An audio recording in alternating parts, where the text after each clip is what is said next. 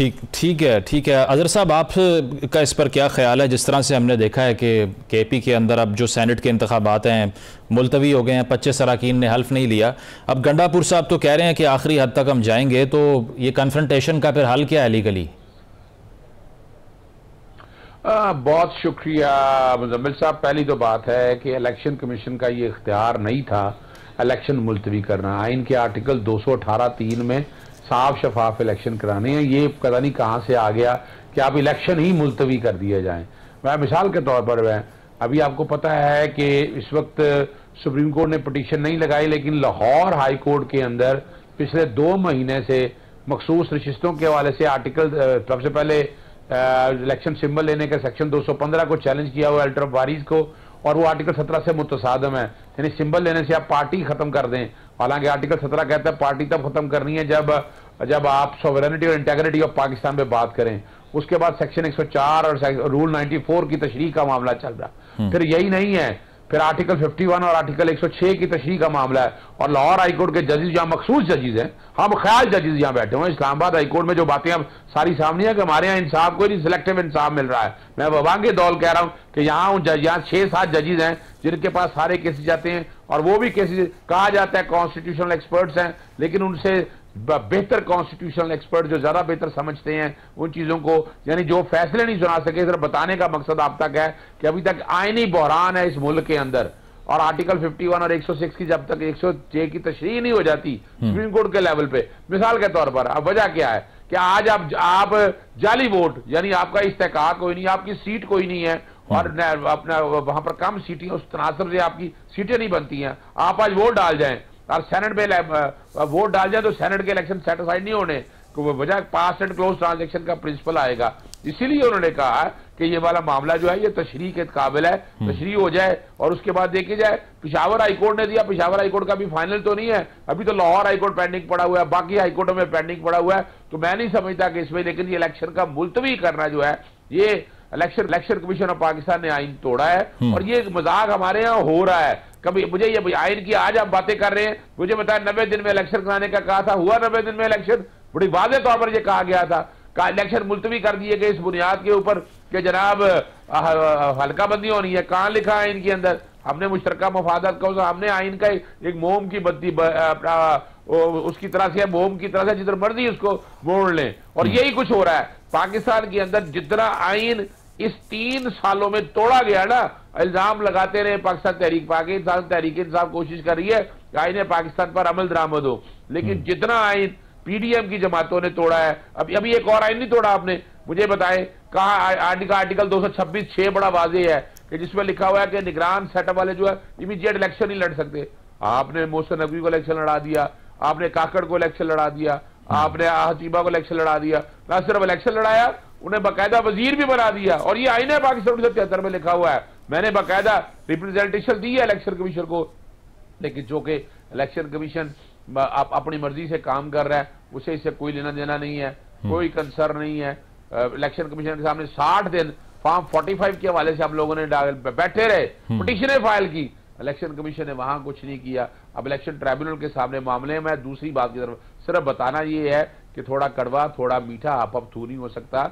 ये निजाम जो है ना, ताली दोनों हाथों से बजती है। आपको आप अभी मिसाल के तौर पर छोटी सी मिसाल आप ले लें, आज आप ले लें उमर अयूब साहब की अपोजिशन लीडर के तौर पर, जनाब हारे को पता है, वो एक ही बंदा है, यानी उसको बुलाया गया, स्पीकर ने दस्तखत वेरीफाई किए, फिर नोटिफाई किया, और दूसरी तरफ जब इस्तीफे लास्ट टाइम दिए थे वो बुलाया नहीं लोगों को बुलाया नहीं, इस्तीफे लेके सबको डी नोटिफाई कर दिया, उतार दिया। और जब कहा गया हाईकोर्ट के ऑर्डर्स आए कि जनाब इनको बहाल करें, तो वहां आपके हमारे जो स्पीकर है राजा परवेज अशर साहब, वो जाके इंट्रा कोर्ट अपील में जाकर स्टे ले आए। ये इस मुल्क में हो रहा है। खुदारा ये एक सियासी जमात को मरूज इल्जाम नहीं ठहराना, ये तमाम सियासी जमातों ने जो भी तरीकाकार अपनाया है, पाकिस्तान तहरीक इंसाफ तो बैकफुट पे होके चल रही है, मसाइल भुगत रही है, तकलीफें बर्दाश्त कर रही है, लेकिन फिर भी वो आइन और कानून को नहीं तोड़ेगी। अजहर साहब, आप भी इसको रिस्पॉन्ड कर दीजिए। ये लेटर जो मौसूल हुआ है 8 जजेस को, उसके ऊपर एंथेरिक्स लिखा हुआ है, और ये भी है कि वो जब खोला उन्होंने तो 8 जजेस ये बात बता रहे हैं कि उनकी आंखों में एलर्जी शुरू हो गई। उन्होंने डीआईजी पुलिस को भी बुला लिया। हाउ सीरियस इज दिस कि ये बहुत आसान हो चुका है, इस तरह की जो एक्टिविटीज़ हैं इनको रोकना पुलिस का काम नहीं है क्या? यहाँ हम यहाँ मैं वकील हूं ना, आ जाए वकला बरादरी सारी तरफ खड़ी है अदालतों के साथ, सवाल ही पैदा नहीं होता। इतना बड़ा हमने कल यहाँ पर सेमिनार किया और वहां हम किस लिए खड़े हैं? लॉयल मूवमेंट इफ्तिखार चौधरी के साथ क्यों चलाई थी कि एक डिक्टेटर ने आके हटाने की कोशिश की थी। यहां क्या हो रहा है? यहां भी तो आप अदलिया की आजादी को, आप कौन होते हैं कि अदलिया की आजादी में मुदाखलत करने वाले? आप लोगों का क्या कंसर्न है? आप घर बैठे हैं, आराम से अपना काम करें, ट्राइकॉटमी ऑफ पावर का प्रिंसिपल अप्लाई करें। और जो ये बात है ना चीफ जस्टिस आमिर फारूक साहब के बारे में, हमें रिजर्वेशन हमें पहले दिन से इतलात थी कि उन पे प्रेशर है, और हम इसलिए बार बार इजहार करते रहे कि आप पीछे हट जाएं, आप छोड़ दें, और फिर उसका सबूत ले लें आप। अब टेरियन वाइट का, यानी उससे पहले मैं पेश होता रहा हूं ना प्रॉविडेंट फंडिंग के केस में, और वहां उसके अलावा जो तोशाखाना वाला केस था, तोशाखाना में कहा कि पहले जुरिसडिक्शन डिसाइड कर दे, जुरिसडिक्शन आज तक डिसाइड नहीं की, जो सिर्फ 120 दिन से आगे ट्रायल नहीं चल सकता। फिर 12 केसेस फाइल किए और उन्होंने कहा कि सारे मामले में आप पीछे हट जाए, पर नहीं। फिर क्या हुआ? टेरियन वाइट जिसका केस। अजहर साहब, मुझे कता कलामी की माजरत, अजहर साहब मुझे ये बताइए कि जो जिस लेटर के ऊपर बेस करके अब खान साहब ने भी ट्वीट किया, पीटीआई के और रहनुमा भी ये बात कर रहे हैं कि हम तो पहले ही कह रहे थे ये प्रेशर में हैं, इस लेटर में ये लिखा हुआ है कि जस्टिस शौकत साहब की जो बात है वो ठीक है, उसको इन्वेस्टिगेट किया जाए। अब शौकत साहब ने जब ये बात की थी उस वक्त पीटीआई उनको एंटागनाइज कर रही थी, उनके खिलाफ खड़ी हुई थी, आज वो उसी की इन्वेस्टिगेशन को सपोर्ट कर रही है। तो ये प्रिंसिपल की वॉर है या फिर ये इस वक्त इस आइसोलेटेड कैपेसिटी में आपको फायदा हो रहा है इसलिए ये सब हो रहा है?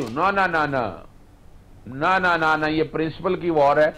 हमें उस वक्त इतना नहीं पता था कि ये सारे हालात क्या है, लेकिन सर सारी तकरीर कर दी उन्होंने, क्यों नहीं पता था? उन्होंने नाम ले लिया फैज साहब का। नहीं सुन लेना, हमें इस हद तक नहीं पता था इन चीजों का, लेकिन अब तो वजह है कि अब तो सुप्रीम कोर्ट का फैसला आ गया, सुप्रीम कोर्ट ने एंडोर्स कर दिया उस बात को।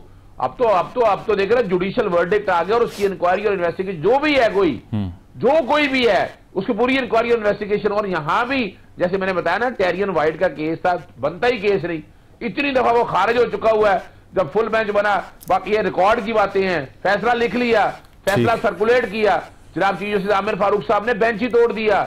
अब ये जो खत वगैरह जो लिखे हैं, और दूसरा मैं बता चला हूं, सदक जिलानी साहब ने ऐसे नहीं इनकार किया, सदक जिलानी साहब को यह बताया गया कि जो मेरे अपने सोर्सेज के हवाले से कि जनाब इस पे फुल कोर्ट ने कहा है कि इंक्वायरी कमीशन में उठाया जाए, और जब वो मांगेगी रिपोर्टें, मांगा गया मिनट्स ऑफ अजहर साहब, अता तारड़ साहब ने ये कहा है कि गालम गलोच के प्रेशर की वजह से वो पीछे हट गए हैं, क्योंकि वो पहले ही शायद ये फील कर रहे थे कि जो भी फैसला आया सोशल मीडिया पे गालियां दी जाएंगी। छोड़े, नहीं, उनके साहबजादे साकिब जिलानी ने 300 वकीलों ने जो खत लिखा, अगर जो लॉयर कम्युनिटी है वो ये समझती है कि अदलिया की आजादी में ये मुदाखलत है, इंतजामिया के पास कहां से इख्तियार है कि अदलिया के जजेस के बारे में इंक्वायरी करे, वो कौन होते हैं करने वाले। और ये एक और बात बता दूं आपको, सुप्रीम जुडिशियल काउंसिल के सामने इसलिए गया कि ये बेसिकली रेफरेंस है चीफ जस्टिस आमिर फारूक साहब के खिलाफ, उन्होंने कुछ नहीं किया, उन्होंने जिक्र किया हुआ डीजीसी से मिलने का और सारी चीजों को, उसके बावजूद कुछ नहीं किया। और सुप्रीम जुडिशियल काउंसिल जजेस के कोड ऑफ कंडक्ट को आइन के आर्टिकल 209 सब आर्टिकल 8 के तहत कंट्रोल कर दी। चलिए ठीक है, पॉइंट आ गया अजहर साहब। निहाल भाई की इस बात को एंडोर्स करो, सिर्फ एक खत्म कर दूं,